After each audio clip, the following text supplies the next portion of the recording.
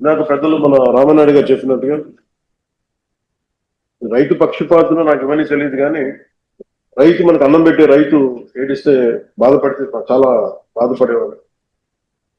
అది ఒక రోజున ఎలాంటి ముక్కోటి ఏకాదశి రోజున అనుకోండి, అది కూడా మనోహర్ గారు చెప్పారు, మన కౌలు రైతులు చనిపోతా ఉన్నారు, ఇట్లా ఉంది అనేది న్యూస్ చూపిస్తా ఉంటే మనం ఏదైనా చేయాలి అని అంటే ప్రభుత్వాల మీద ఒత్తిడి పెట్టగలం, ఆయన చేయగలం అని మాట్లాడుకున్నప్పుడు నాకు ఒకటే అనిపించింది, కనీసం భరోసా ఏదో ఒకసారి బతకడానికి మన ఇచ్చే డబ్బు ఎంత ఉంటుందని పక్కన పెడితేనే అలాగే ఒక్కొక్క రైతుకి చొప్పున కొన్ని దాదాపు ముందు నేను ఆ రోజు ఒక సినిమా సైన్ చేస్తున్నాను. ఆ రోజు ఆ సినిమాకి వచ్చిన అడ్వాన్స్ ని 5 కోట్ల రూపాయలు వెంటనే ఆ రైతుకి ప్రారంభించడం స్టార్ట్ చేశాను రైతులకి. అలా చాలా మంది దాతలు అందరూ కలిసి దాదాపు 3,000 మంది పైచీలకు రైతుల్ని ఆ రోజున ఆదుకున్నాం.